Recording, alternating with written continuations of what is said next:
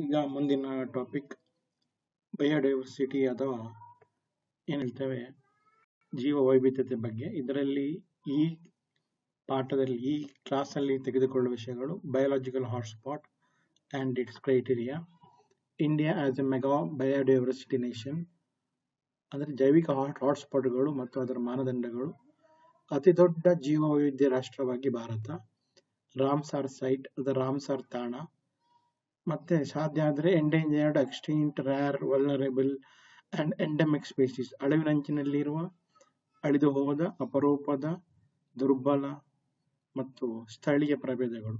ಇವುಗಳ ಬಗ್ಗೆ ನಾನು ಪಾಠ ತೆಗೆದುಕೊಳ್ಳಲಿದ್ದೇನೆ. 4ನೇ ಪಾಯಿಂಟ್ ನಾನು ಆದ್ರೆ ತಗೊಳ್ತೇನೆ, ಈ ಇದರಲ್ಲಿ ಆದ್ರೆ, ಇಲ್ಲಾಂದ್ರೆ ನೆಕ್ಸ್ಟ್ ಕ್ಲಾಸಲ್ಲಿ ತಗೊಳ್ತೇನೆ. ಈಗ ನಾವು ಬಯೋಲಾಜಿಕಲ್ ಹಾಟ್ಸ್ಪಾಟ್ ಅಂದ್ರೆ ಏನು?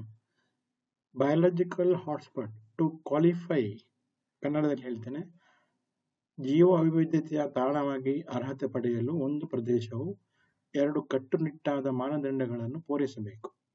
1. ಇದು ಕನಿಷ್ಠ 1500 ನಾಳೀಯ ಸಸ್ಯಗಳನ್ನು ಸ್ಥಳೀಯವಾಗಿ ಹೊಂದಿರಬೇಕು. ಅಂದರೆ ಇದು ಎಲ್ಲಿಯೂ ಕಂಡುಬರದ ಹೆಚ್ಚಿನ ಪ್ರಮಾಣದ ಸಸ್ಯಗಳನ್ನು ಹೊಂದಿರಬೇಕು.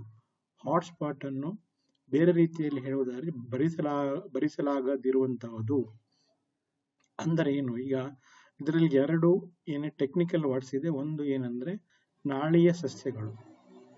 ಏನ್ ಹೇಳ್ತಾರೆ, 1500 ನಾಳೀಯ ಸಸ್ಯಗಳು ಅದು ಇರಬೇಕು. ಒಂದು ಏರಿಯಾದಲ್ಲಿ ನಾಳೀಯ ಸಸ್ಯಗಳು 1500 ಕನಿಷ್ಠ ಪಕ್ಷ ಇರಬೇಕು. ನಾಳೀಯ ಸಸ್ಯಗಳು ಅಂದರೆ ಏನು? ನಾಳೀಯ ಸಸ್ಯಗಳಂದ್ರೆ ಸಸ್ಯಗಳ ಒಳಗೆ ನೀರಿನ ಸಾಗಣೆಗೆ ಅನುವು ಮಾಡಿಕೊಡುವ ಅಂಗಾಂಶಗಳನ್ನು ಹೊಂದಿರುವ ಸಸ್ಯಗಳು. ನಾಳೀಯ ಸಸ್ಯಗಳು ಅಂದ್ರೆ ಸಸ್ಯಗಳಾದ್ಯಂತ ನೀರಿನ ಸಾಗಣೆಗೆ ಅನುವು ಮಾಡಿಕೊಡುವ ಅಂಗಾಂಶಗಳನ್ನು ಹೊಂದಿರುವ ಸಸ್ಯಗಳು. ಇವುಗಳ ಬಗ್ಗೆ ಹೆಚ್ಚು ತಲೆಕೆಡಿಸಿಕೊಳ್ಳಬೇಕಾಗಿಲ್ಲ. ನಾಳೀಯ ಸಸ್ಯಗಳು ಯಾವುವು ಅಂದ್ರೆ ಸಸ್ಯಗಳ ಒಳಗೆ ನೀರು ಸಾಗುವಂತೆ ಮಾಡುವಂಥದ್ದು. ಅಂದ್ರೆ ಬೇರಿನಿಂದ ಮೇಲ್ಗಡೆ ಎಲೆ ತನಕ ಸಾಗಿಸುವಂತಹ ಒಂದು ವ್ಯವಸ್ಥೆ ಯಾವ ಸಸ್ಯದಲ್ಲಿ ಇದೆಯೋ ಅದು ನಾಳೀಯ ಸಸ್ಯ. ಬೇರಿನಿಂದ ಎಲೆ ತನಕ ನೀರನ್ನು ಸಾಗಿಸುವ ವ್ಯವಸ್ಥೆ ಯಾವ ಸಸ್ಯದಲ್ಲಿ ಇದೆಯೋ ಅದು ನಾಳೀಯ ಸಸ್ಯ. ಹೆಚ್ಚಾಗಿ ನಾವು ನೋಡುವಂತ ಸಸ್ಯಗಳು ಹೆಚ್ಚಾಗಿ ನಾಳೀಯ ಸಸ್ಯಗಳೇ ಇರುತ್ತವೆ. ಅಂದ್ರೆ ಇದು ಒಂದು ಪ್ರದೇಶದಲ್ಲಿ 1500 ಕನಿಷ್ಠ ಪಕ್ಷ ಹೊಂದಿರಬೇಕು. ಇಲ್ಲ ಅಂದ್ರೆ ಅದು ಕನಿಷ್ಠ ಪಕ್ಷ ಹೊಂದಿದ್ರೆ ಅಂದ್ರೆ ಇದು ಬೇರೆ ಎಲ್ಲಿಯೂ ಕಂಡು ಬರಬಾರದು. ನಾಳೀಯ ಸಸ್ಯಗಳು ಸ್ಥಳೀಯ ಸಸ್ಯಗಳು ಆಗಿರ್ಬೇಕು. ಅಂದ್ರೆ ಸ್ಥಳೀಯ ಸಸ್ಯಗಳು ಅಂದ್ರೆ ಒಂದು ನಿರ್ದಿಷ್ಟ ಪ್ರದೇಶದಲ್ಲಿ ಕಂಡು ಬರುವ, ಬೇರೆಲ್ಲಿಯೂ ಕಂಡು ಬರದ ಸಸ್ಯಗಳು ಅಂದರೆ ಸ್ಥಳೀಯ ಸಸ್ಯಗಳು. ಈಗ ಒಂದು ಪ್ರದೇಶದಲ್ಲಿ ಕೆಲವು ಸಸ್ಯಗಳು ಆ ಪ್ರದೇಶದಲ್ಲಿ ಮಾತ್ರನೇ ಕಂಡು ಬರುತ್ತೆ. ಅಂತ ಸಸ್ಯಗಳು 1500 ಮಾತ್ರ ಇದ್ರೆ ಅವುಗಳು ಜೈವಿಕ ಹಾಟ್ಸ್ಪಾಟ್ ಅಂತ ಕಾಣುತ್ತೆ. ಅಂದ್ರೆ ಏನಾಗುತ್ತಂದ್ರೆ ಅತಿ ಕಡಿಮೆ ಪ್ರಮಾಣದಲ್ಲಿ ಒಂದು ಪ್ರದೇಶದಲ್ಲಿ ಇಂಥ ನಾಳೀಯ ಸಸ್ಯಗಳು ಕಂಡು ಬಂದ್ರೆ ಅವುಗಳನ್ನು ಜೈವಿಕ ಹಾಟ್ಸ್ಪಾಟ್ಗಳಂತ ನಾವು ಕರಿಬಹುದು. ಯಾಕಂದ್ರೆ ಇದು ಸಸ್ಯಗಳು ಕಡಿಮೆ ಆಗುತ್ತಾ ಹೋದಂತೆ ಅವುಗಳನ್ನು ಪುನಃ ಏನ್ ಹೇಳ್ತಾರೆ ಅದನ್ನು ರಿಪ್ಲೇಸ್ ಮಾಡುವಂತದ್ದು, ಅದನ್ನು ಏನ್ ಹೇಳ್ತಾರೆ ಪುನಃ ಅದರ ಬದಲು ಬೇರೆ ಅಂದ್ರೆ ಅದನ್ನು ರಿಪ್ಲೇಸ್ ಮಾಡುವಂಥದ್ದು, ಸಸ್ಯಗಳ ಸಂಖ್ಯೆಯನ್ನು ಜಾಸ್ತಿ ಮಾಡುವಂಥದ್ದು ಕಷ್ಟ ಆಗುತ್ತೆ. ಅಂದ್ರೆ ಅದು ಏನಾಗುತ್ತೆ ಅಂದ್ರೆ ಸಸ್ಯಗಳ ಸಂಖ್ಯೆ ಕಡಿಮೆ ಆಗುತ್ತಾ ಹೋಗುತ್ತೆ. ಅಂತ ತಾಣಗಳನ್ನು ಜೈವಿಕ ಹಾಟ್ಸ್ಪಾಟ್ಗಳು ಅಂತ ಹೇಳ್ತೇವೆ. ಇನ್ನೊಂದು ಏನಂದ್ರೆ ಅದು ಒರಿಜಿನಲ್ ಅಂದ್ರೆ ಎಷ್ಟು 100 ಸಸ್ಯಗಳಿದ್ದರೆ, 100 ಗಿಡಗಳು ಅಥವಾ ಮರಗಳಿದ್ದರೆ ಅದರಲ್ಲಿ ಅದು ಈಗ ಏನಾಗಿದೆ ಅಂದ್ರೆ ಈಗ ಸದ್ಯಕ್ಕೆ ಅದು 30%ಗಿಂತ ಕಡಿಮೆ ಸಸ್ಯಗಳನ್ನು ಹೊಂದಿರಬೇಕು. ಅಂತಹ ಪ್ರದೇಶಗಳನ್ನು ಜೈವಿಕ ಹಾಟ್ಸ್ಪಾಟ್ಗಳು ಅಂತ ಹೇಳ್ತೇವೆ. ಅಂದ್ರೆ ಅಲ್ಲಿ ಅಪಾಯ ಇದೆ. ಅಲ್ಲಿ ಈಗ ಏನಾಗುತ್ತೆ, ಸಸ್ಯಗಳು ಇದರ ಸಂಖ್ಯೆಗಳು ಕಡಿಮೆ ಆಗುತ್ತಾ ಹೋಗ್ತಾ ಇವೆ. 30%, ಈಗ 100 ಸಸ್ಯಗಳಿದ್ದದ್ದು 100 ಮರಗಳಿದ್ದದ್ದು ಈಗ ಖಾಲಿ 30 ಇದೆ ಅಥವಾ ಅದಕ್ಕಿಂತ ಕಡಿಮೆ ಇದೆ ಅಂದ್ರೆ ಅಂತದ್ದು ಜೈವಿಕ ಹಾಟ್ಸ್ಪಾಟ್ ಆಗುತ್ತೆ. ಈಗ 100 ಸಸ್ಯಗಳಿತ್ತು ಅಥವಾ 1000 ಸಸ್ಯಗಳಿದ್ದದ್ದು ಖಾಲಿ ಈಗ ಏನ್ ಹೇಳ್ತಾರೆ 300 ಸಸ್ಯಗಳು ಅಥವಾ ಅದಕ್ಕಿಂತ ಕಡಿಮೆ ಆಗಿದೆ ಅಂದ್ರೆ ಅವುಗಳು ಜೈವಿಕ ಹಾಟ್ಸ್ಪಾಟ್ಗಳು ಅಂದ್ರೆ ಅವು ಅಪಾಯದಲ್ಲಿದೆ.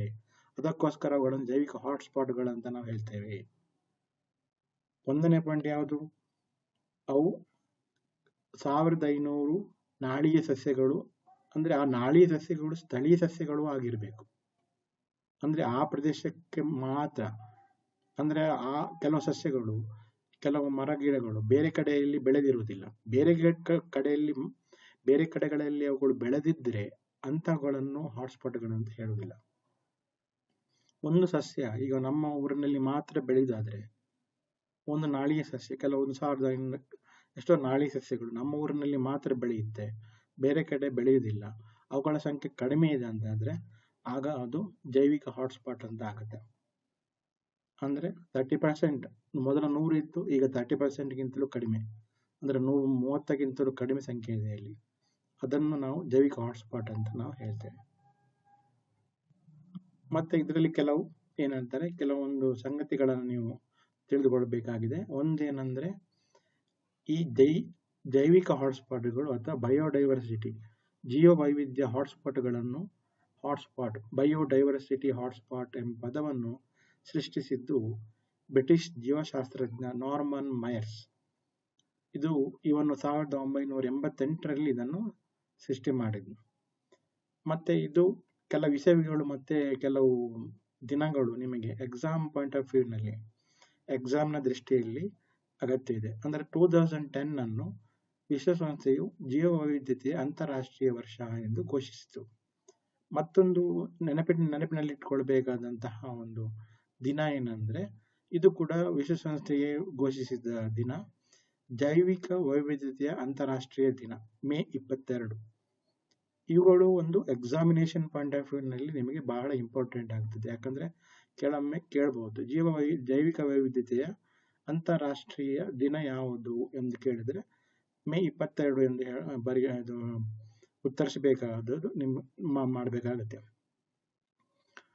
ಮತ್ತೆ ಮುಂದಿನ ಟಾಪಿಕ್ ನಾನು ಹೇಳಿದಂತೆ, India as A mega biodiversity nation.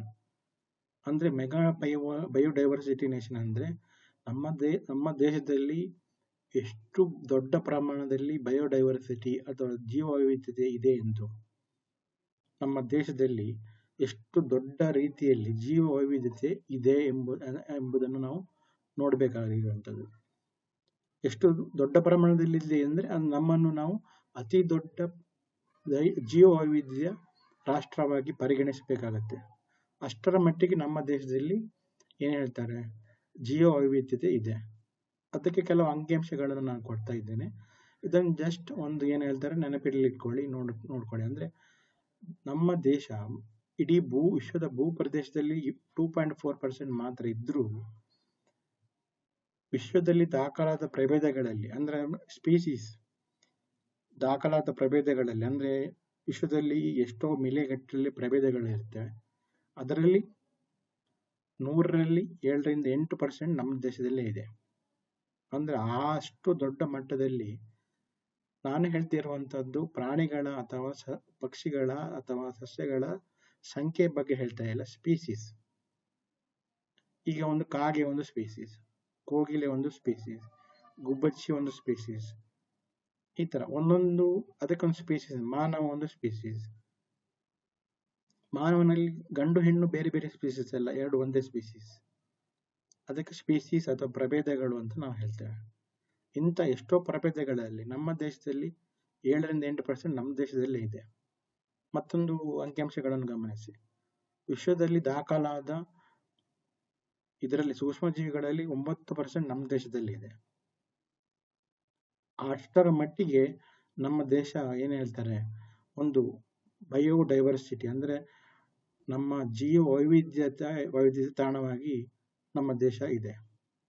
ಇಲ್ಲಿ ನೋಡಿ, ಈ ಒಂದು ಕ್ರಾಪ್ ಅಥವಾ ಏನು ಕೃಷಿ ಸಸ್ಯಗಳ ಬಗ್ಗೆ ಇದರಲ್ಲಿ ಕೂಡ ಒಂದು ಭಾರತವು ಬೆಳೆ ವೈವಿಧ್ಯತೆ ಅಂಗೀಕೃತ ಕೇಂದ್ರವಾಗಿದೆ. ಮತ್ತೆ ಸಾಕು ಪ್ರಾಣಿಗಳ ತಳಿಗಳು ಕೂಡ ಇಲ್ಲಿ ಎಷ್ಟು ಮಟ್ಟದಲ್ಲಿ ಕಂಡು ಬರುತ್ತೆ ಎಂಬುದನ್ನು ನೀವು ಸ್ಕ್ರೀನಲ್ಲಿ ನೋಡ್ತೀರಿ. ಸಾಕು ಪ್ರಾಣಿಗಳ 140 ತಳಿಗಳು, ಜಾನುವಾರು ಮೇಕೆ ಇತ್ಯಾದಿಗಳು ಅದರ ಇರುತ್ತೆ. ಸುಮಾರು 5150 ಸಸ್ಯ ಪ್ರಭೇದಗಳು, 1832 ಪ್ರಾಣಿ ಪ್ರಭೇದಗಳು ಭಾರತದಲ್ಲಿ ಸ್ಥಳೀಯವಾಗಿವೆ ಅಂದರೆ ಇಲ್ಲಿ ಮಾತ್ರ ಕಂಡು ಬರುತ್ತವೆ. ಅಂದ್ರೆ ಇಲ್ಲಿ ಮಾತ್ರ ಕಂಡು ಬರುತ್ತೆ, ಬೇರೆ ಕಡೆಗಳಲ್ಲಿ ಕಂಡು ಬರುವುದಿಲ್ಲ. ಅದನ್ನು ನಾವು ಗಮನದಲ್ಲಿಟ್ಟುಕೊಳ್ಬೇಕು. ಸ್ಥಳೀಯ ಪ್ರಭೇದಗಳಂದ್ರೆ ಇಲ್ಲಿ ಮಾತ್ರ ಕಂಡು ಬರುವಂತವುಗಳು. ಈಗ ಕೆಲವು ಕೋಳಿಗಳಿರ್ಬೋದು, ಗೊತ್ತಿದೆ, ಕೋಳಿಗಳು ಬೇರೆ ದೇಶದಲ್ಲಿ ಕಂಡು ಬರಬಹುದು. ಅದು ಕೆಲವು ಏನು ಪ್ರಭೇದಗಳು ಇರುತ್ತೆ, ಸಸ್ಯ ಪ್ರಭೇದಗಳು, ಅದು ಬೇರೆ ದೇಶದಲ್ಲಿ ಕಂಡು ಬರೋದಿಲ್ಲ, ಆದ್ರೆ ಅದು ಭಾರತಕ್ಕೆ ಸ್ಥಳೀಯವಾಗಿವೆ ಅಂತ ನಾವು ಹೇಳ್ಬೋದು. ಮತ್ತೊಂದು ಬಹಳ ಇಂಪಾರ್ಟೆಂಟ್ ಕಾನ್ಸೆಪ್ಟ್ ಅಂದ್ರೆ ರಾಮ್ಸಾರ್ ಸೈಟ್ ಅಥವಾ ರಾಮ್ಸಾರ್ ತಾಣ ಅಂತ ಹೇಳಿ.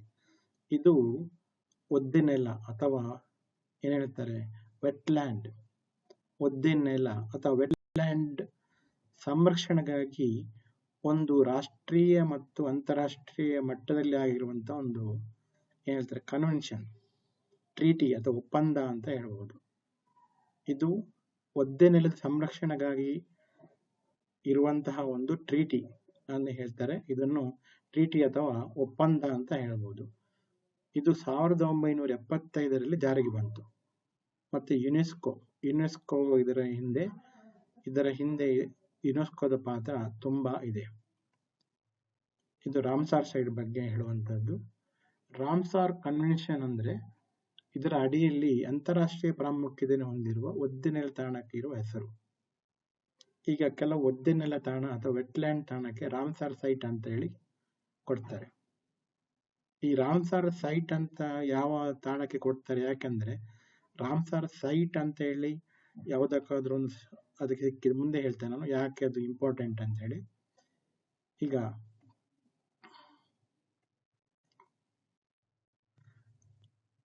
ಒದ್ದೆನೆಲ ತಾಣ ಅಂದ್ರೆ ಅದು ಈಗ ಅದರಲ್ಲಿ ಅಂದ್ರೆ ಒದ್ದೆನೆಲ ತಾಣ ಅದನ್ನು ಸಂರಕ್ಷಣೆ ಮಾಡ್ಬೇಕಂತ ಪರಿಸ್ಥಿತಿ ಬರುತ್ತೆ. ಅಂದ್ರೆ ಒದ್ದೆನೆಲ ತಾಣ ಇರುತ್ತೆ, ಅಂದ್ರೆ ವೆಟ್ಲ್ಯಾಂಡ್ ಇರುತ್ತೆ, ಅದನ್ನು ಸಂರಕ್ಷಣೆ ಮಾಡಬೇಕು. ಯಾಕಂದ್ರೆ ಅದು ಅಪಾಯದಲ್ಲಿರುತ್ತೆ.